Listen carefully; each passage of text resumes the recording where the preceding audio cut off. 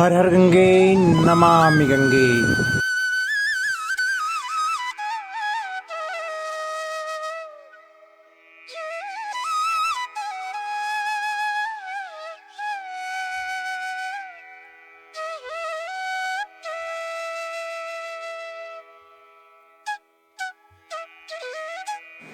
हाय दोस्तों, हर हर गंगे नमामि गंगे।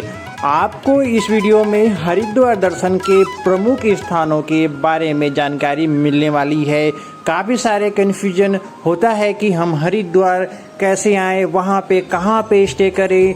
अगर काफ़ी सारे श्रद्धालुओं का ये भी क्वेश्चन होता है कि यहाँ पे निःशुल्क रहना खाना कहाँ पे मिलेगा और यहाँ पे यात्रा की बजट कितने तक होने वाला है। तो आप इस वीडियो में सारी इन्फॉर्मेशन आपको ये मिलने वाली है हरिद्वार के प्रमुख स्थानों के बारे में, और साथ में कम समय में कम बजट में आपकी हरिद्वार दर्शन की जो अद्भुत दृश्य है इस वीडियो में देखने को मिलने वाले हैं। तो चलते हैं, आज की वीडियो स्टार्ट करते हैं। हरिद्वार आएंगे, सबसे पहले रेलवे स्टेशन में उतरेंगे या बस स्टैंड में उतरेंगे या फिर आप हवाई अड्डा देहरादून में आप लैंड आपकी फ़्लाइट करने वाली है। तो ये 3 सुविधा है जो कि आपके लिए बेस्ट हो सकती है। निकटतम हवाई अड्डा की बात कहें तो यहाँ से 46 किलोमीटर दूर देहरादून में है, और बस स्टैंड की बात कहें तो आप दिल्ली से भी बस पकड़ के आ सकते हैं। बस स्टैंड हरिद्वार के रेलवे स्टेशन के जस्ट बाजू में है, दोनों आमने सामने कह सकते हैं, जैसे कि आपने लाइव दृश्य देखा। बस रोड क्रॉस करो रेलवे स्टेशन, रोड क्रॉस करो बस स्टेशन। बस स्टेशन के पास ही आपको काफ़ी सारे होटल धर्मशाला की सुविधा भी मिल जाएगी। हम अभी आपको एक एक करके क्लियर करते हैं कि आपको सबसे पहले यहाँ पे कहाँ पे स्टे करना चाहते हैं। आप अगर हर की बेड़ी के पास स्टे करना चाहेंगे तो आप अगर सिंगल हैं, सबसे ज़्यादा यही कमेंट रहता है कि सिंगल है, हमें वहाँ पे रूम मिलने में परेशानी हो रही है, तो डॉर्मेट्री में रुकें। डॉर्मेट्री 300 से आपको सर्विस प्रोवाइड करना शुरू कर देता है। तो ये आप देख रही हैं डॉर्मेट्री का दृश्य जो कि 300 में आपको मिलेगा। यहाँ पे काफ़ी सारे होटल है जो कि 500 से स्टार्ट हो जाते हैं। तो आप डबल हैं तो यहाँ पे 2 लोगों के लिए काफ़ी अच्छी सुविधा भी मिल जाती है। काफ़ी सारे लोग ग्रुप में आते हैं तो ग्रुप के लिए भी यहाँ पे हॉल मिल जाएगा जो कि 500 से 700 में काफ़ी अच्छा मिल जाएगा। लेकिन सीजन का ध्यान जरूर रखें। यहाँ पे सीजन जब होता है तो जो रूम 500 में होता है वो लगभग 700-800 में मिलता है। तो सीजन का भी हम आपको इस वीडियो में बताएंगे। तो सबसे पहले और सबसे अच्छा तरीका है वो रेलवे स्टेशन के माध्यम से आप आ सकते हैं, ट्रेन के माध्यम से आ सकते हैं और रेलवे स्टेशन पर उतर सकते हैं। जैसे ही उतरेंगे आप ट्रेन से तो आपको उतरते ही हर की पैड़ी के लिए आपको टेम्पू, विक्रम टेम्पू और साथ में रिक्शे मिल जाएंगे। आप चाहे तो यहाँ से कंखल भी जा सकते हैं, आप चाहे तो हर की पैड़ी भी जा सकते हैं। हर की पैड़ी के लिए 20 रुपया और कंखल के लिए 30 रुपया।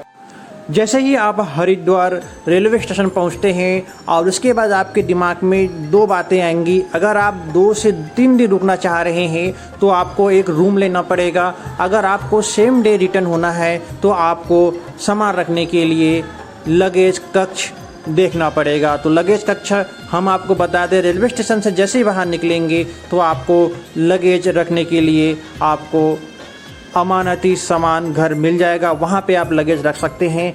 या फिर आप हर की पैड़ी में लगेज अपना रख सकते हैं। हर की पैड़ी में नई घाट पे लगेज कक्षा है, और साथ में जब आप हर की पैड़ी में प्रवेश करते हैं मेन द्वार से थोड़ा सा पहले आप अगर जाएंगे तो वहाँ पे भी लगेज कक्षा है, तो आप वहाँ पे सामान रख के गंगा जी में डुबकी लगा सकते हैं। ये 2 बातें हैं जो कि कॉमन है, सारे लोगों को ये बातें ध्यान रखने होते हैं, क्योंकि यहाँ पे सामान को रख के ज़्यादा देर हम हर की पैड़ी में नहीं घूम सकते, क्योंकि चोरियाँ भी यहाँ पे काफ़ी ज़्यादा हो जाते हैं। तो सामान को आप सुरक्षित स्थानों पे रखें, होटल पे रखें या फिर आप रखें सामान घर पे, ताकि आपके सामान सुरक्षित रहें। उसके बाद आप सामान को सुरक्षित जगह रखने के बाद आप आ सकते हैं हर की पैड़ी। हर की पैड़ी में आप गंगा जी में डुबकी लगाते हैं और निकल जाते हैं हमारे दूसरे मार्ग यानी मनसा देवी के दर्शन के लिए। आपको मनसा देवी की मार्ग आपको हर की पैड़ी से अपर रोड मार्केट होते हुए 1.5 किलोमीटर के डिस्टेंस में मार्ग मिलेगा। मनसा देवी का पैदल मार्ग और रोपवे का मार्ग। आप अगर पैदल जाना चाहते हैं तो लगभग 2.5 से 3 किलोमीटर की पैदल चढ़ाई करनी पड़ेगी, जिसमें टाइम आपको लगने वाला है मैक्सिमम 45 मिनट। आप आराम से 45 मिनट में चढ़ जाएंगे। और दूसरी मार्ग है जो कि हम आपको बताएं, जो कि है रोपवे का मार्ग। रोपवे का किराया अगर हम कहें तो आपको 129 रुपये की किराया देना होगा और आप दर्शन करके लगभग 30 मिनट में आ सकते हैं। अगर श्रद्धालु की संख्या 12 महीना मनसा देवी के दर्शन के लिए होती है, यहाँ पे नॉर्मल जो भीड़ होती है वो लगभग 30 मिनट में आप दर्शन करके आ सकते हैं। लेकिन नवरात्रि के दिनों में वहाँ पे लंबी लाइन लगी होती है तो लगभग 2 घंटे भी आपको लग सकते हैं, क्योंकि मनसा देवी के दर्शन के लिए हर एक श्रद्धालु जो हर की पैड़ी हरिद्वार आते हैं वो ज़रूर एक बार मनसा देवी चंडी देवी के दर्शन के लिए जाते हैं। ये हमारा सबसे महत्वपूर्ण स्थानों में से प्रमुख स्थान है मनसा देवी के दर्शन के लिए जाना। और आप यहाँ पे तीसरी मार्ग है जो कि आप यूज़ कर सकते हैं। हमारे काफ़ी सारे बुजुर्ग पैदल भी नहीं जा सकते, न ही रोपवे से नहीं जा सकते, वो बाइक से जा सकते हैं। बाइक की किराया है मात्र 100 रुपया आने जाने का। तो आप तीनों ही मार्ग का उपयोग कर सकते हैं। ध्यान रखें, नवरात्रि के सीज़न में मनसा देवी चंडी देवी में काफ़ी ज़्यादा रस होता है। अब आप जाएंगे तीसरे जो महत्वपूर्ण स्थान है चंडी देवी के दर्शन के लिए। तो यहाँ पे जाने से पहले आपको 2 चीज़ों की ध्यान जरूर रखनी चाहिए। एक तो है ट्रांसपोर्ट का, जो कि आपको मनसा देवी में दर्शन करने के बाद आपको कहीं न कहीं परेशानी में थोड़ा से आप पड़ सकते हैं। अगर आप ट्रांसपोर्ट का नहीं लेंगे तो आप कर सकते हैं कम्बो टिकट बुक। ये कहाँ पे होगा? मनसा देवी का जो टिकट काउंटर है वहाँ पे आप कहेंगे हमें कम्बो टिकट दें और साथ में ट्रांसपोर्ट का भी हमें सुविधा वहाँ पे मिलेगा। तो आपको 3 टिकट जब लेंगे आप, यानी ट्रांसपोर्ट का, मनसा देवी का, चंडी देवी का, तो 449 का टिकट मिल जाएगा।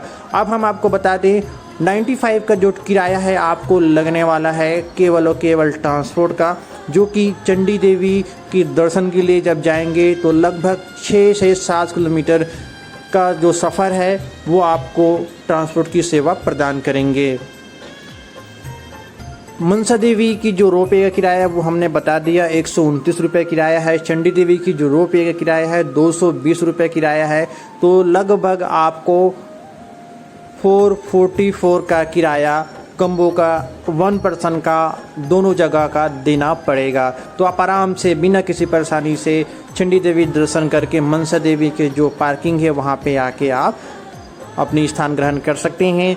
फिर आप चाहे तो कुछ देर रेस्ट करके कंखल के लिए निकल सकते हैं, जो कि हमने चौथा स्थान पे कंखल को रखा है, जहाँ पे आपको दर्शन के लिए ज़्यादा टाइम तो नहीं लगेंगे। अगर आप सावन के महीनों में आ रहे हैं तो आपको वहाँ पे लगभग 1 से 2 घंटे लग जाएंगे, और आप अगर नॉर्मल सीजन में आ रहे हैं तो आपको 1 घंटे लग जाएंगे, क्योंकि हर की पैड़ी से कंखल का जो डिस्टेंस है लगभग 6 किलोमीटर है और आने जाने में लगभग आधे घंटे लग जाएंगे और आधे घंटे में आप दर्शन करेंगे। गंगा जी की पवित्र धारा है, वहाँ पे धारा में डुबकी लगाने के बाद भगवान शिव में आप जल अभिषेक कर सकते हैं। भगवान शिव के ससुराल है और माता सती का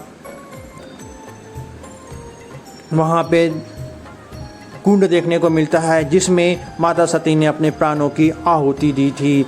यहाँ पे भगवान शिव सावन के महीनों में कहा जाता है स्वयं विराजमान होते हैं। भगवान शिव के भोले यहाँ पे सावन के महीनों में लंबी कतार होती है, घंटों का लाइन लगना यहाँ पे पड़ सकता है, और यहाँ पे सावन के महीने में काफ़ी रस देखने को मिलता है। तो सावन के महीने में आप अगर आ रहे हैं तो यहाँ पे काफ़ी ज़्यादा रस होता है। उसके बाद हम कंखल से वापस आ जाएंगे शांति कुंज। शांति कुंज गायत्री परिवार के नाम से जाना जाता है, जो कि एक आध्यात्मिक केंद्र है। और यहाँ पे आपको एक परिवार के साथ क्वालिटी वाली शांतिपूर्वक आप अपनी कुछ टाइम बिता सकते हैं। यहाँ पे आप निःशुल्क रह सकते हैं। 2 दिनों तक आपको खाना पीना पूरी तरह से निःशुल्क रहेगा। और यहाँ पे आप अपनी कोई संस्कार होती है, जैसे कि मुंडन की विधि होती है और साथ में अस्थि विसर्जन की विधि होती है, तो यहाँ पे भी आप करा सकते हैं। काफ़ी अच्छी दृश्य यहाँ पे देखने को मिलता है। यहाँ पे शांतिकुंज में आप यहाँ पे भजन कीर्तन भी कर सकते हैं और यहाँ पे देव हिमालय में बैठ के आप कुछ देर मौन भी धारण कर सकते हैं। काफ़ी अच्छा यहाँ का अनुभव होता है। आप हरिद्वार आए तो शांतिकुंज गायत्री परिवार जरूर जाएं। वहाँ पे जैसे कि हमने पहले बता दिया, 2 दिन की आप निःशुल्क रहना खाना फ्री होता है, इसका भी लाभ अब आप शांतिकुंज से जैसे ही 2 से 3 घंटे के बाद जब निकलेंगी तो आप सप्तऋषि आश्रम के पास भारत माता मंदिर के दर्शन कर सकते हैं, जो कि 100 ऊंचा 8 मंजिला का मंदिर है। यहाँ पे आपको हर एक फ्लोर में आपको अलग अलग देवी देवताओं के दर्शन होने वाले हैं। उसके बाद आप भीमगोड़ा के दर्शन कर सकते हैं, जहाँ पे आपको गुप्त गंगा के दर्शन होने वाले हैं।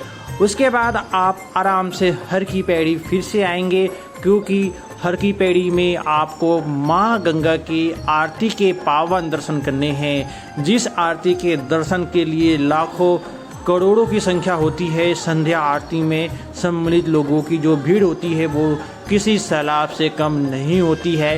तो आप आरती से लगभग 1 से 2 घंटे पहले ही यहाँ पे पहुँच जाए, क्योंकि आरती के समय अभी भीड़ काफ़ी ज़्यादा होता है। आरती का समय आप ध्यान रखें, सूर्यास्त के समय ही आरती होता है।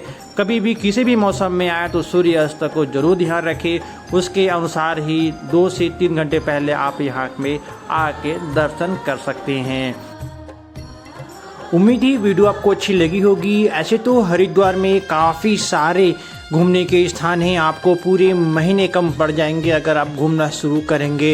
हमने आपको कोशिश की है जो कि प्रमुख स्थान है हरिद्वार के, वो आपको दिखाने की। और ये जो प्रमुख स्थान है एक बार आपको ज़रूर जानी चाहिए, क्योंकि यहाँ पे देश विदेश से लोग आते हैं और साथ में यहाँ पे अपना फैमिली के साथ कीमती टाइम बिताते हैं। और अगर हम कहें इस 1 दिन की टूर प्लान में कितनी खर्चा आ जाएगा, तो मैक्सिमम आपका 3000 रुपये खर्चा आने वाला है पर पर्सन का। और ये आप फैमिली के साथ भी अपना घूम सकते हैं और सिंगल भी आप घूम सकते हैं। अगर आप फैमिली के साथ या ग्रुप में हैं तो आपको थोड़ा खर्चा कम ही आएगा। अगर आप सिंगल हैं तो आपको 3000 से 2500 तक का खर्चा आएगा, क्योंकि खाने पीने का अगर हम कहें 60 रुपये से स्टार्ट हो जाता है, रुकने का अगर हम कहें तो 300 से स्टार्ट हो जाता है। और 1 नाइट 1 डे का काफ़ी कम सस्ता बजट प्लान है। आप चाहे